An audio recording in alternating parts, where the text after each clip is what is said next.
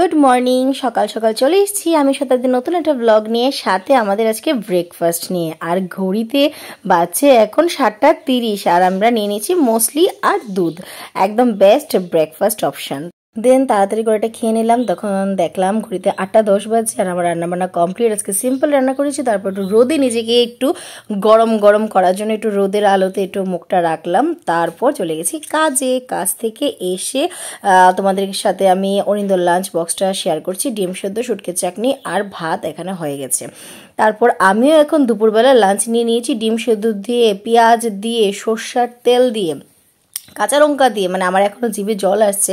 মেখে যে একটা পুরো দলা করে যে একটা ভাত খাওয়া না, একদম টাইট টাইট করে মেখে, সেটা আমার ভীষণ প্রিয়। কার কার এই খাবারটা প্রিয় অবশ্যই জানিও। আমারও সেম মেনু ছিল। তারপর আমার দুষ্ট পাখিদের সাথে একটু সময় কাটালাম। আমি দুপুরবেলা লাঞ্চ করে ওদের সাথে একটু সময় কাটাই। তারপর এখন চলে এসেছি ঘরে। তো ঘরে কিছু কাজ টাজ ছিল, এগুলা করব। আর আজকে ছিল শনিবার, তো হনুমানজির পায়ে একটু সিঁদুর দিয়ে, আমি একটু সিঁদুর পরতে ভালোবাসি। তো এখন গেলাম ছাদে। ঘড়িতে বাজছিল প্রায় 4টা। ছাদের উপর প্রচুর কাপড় ছিল। আর দেখলাম যে আমার একটা যত্ন না করা গাছে শিম ধরে গেল। মানে এই শিম গাছটাতে কোনো যত্ন, কোনো কেয়ার করিনি আমরা। এটা নিজে হয়েছে, নিজে শিমও ধরলো, ফুলও আসলো, দেখে ভীষণ ভালো লাগলো। তো ভাবলাম আমি তোমাদের সাথে শেয়ার করি জিনিসটা। যখন দেখবে কোনো আশা ছাড়া কোনো গাছে ফল চলে আসে না, তখন দেখবে ভালোই লাগে। তারপর সন্ধ্যাবেলা পোদ্দারবাবু অফিস থেকে আসার সময় নিয়ে আসলো বুরিন্দা। এটাকে বলে মিহিদানা বুরিন্দা বলে। তো এখন আমরা এই বুরিন্দা আর মুড়ি নিয়ে বসেছি।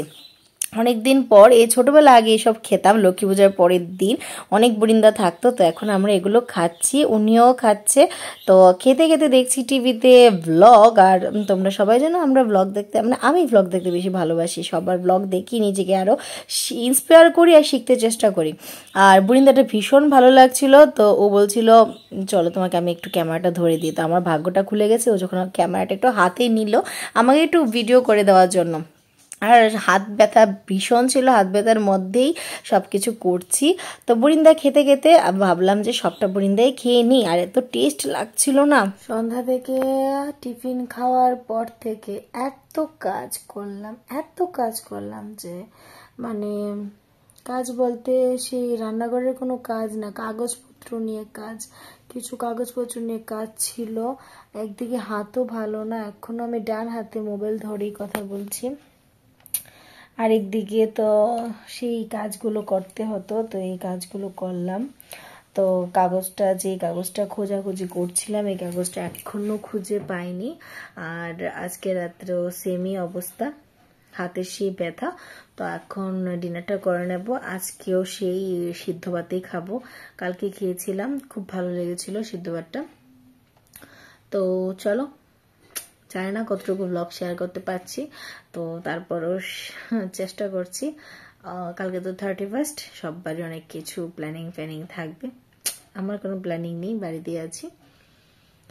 31 আর 1 জানুয়ারি সব দিন একই যায়, প্ল্যানিং নেই কিছু। তো সবার পোস্ট দেখবো কে কী করছে, আর লাইক করবো বসে বসে। কমেন্ট আমি একটু বেশি করি না কাউকে।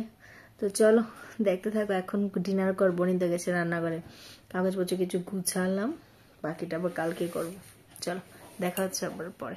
আমাদের আজকে পেট পুরো ভর্তি ছিল। তো রাতের বেলা একটা বেস্ট অপশন, আলু সেদ্ধ বাটার দিয়ে ভাত। আর অনিন্দ আজকে মেখে নিচ্ছিল, এক থালায় খেয়ে নেবো। তো চলো আজকের জন্য ব্লগটা এখানেই শেষ করছি। Tata, bye bye, good night.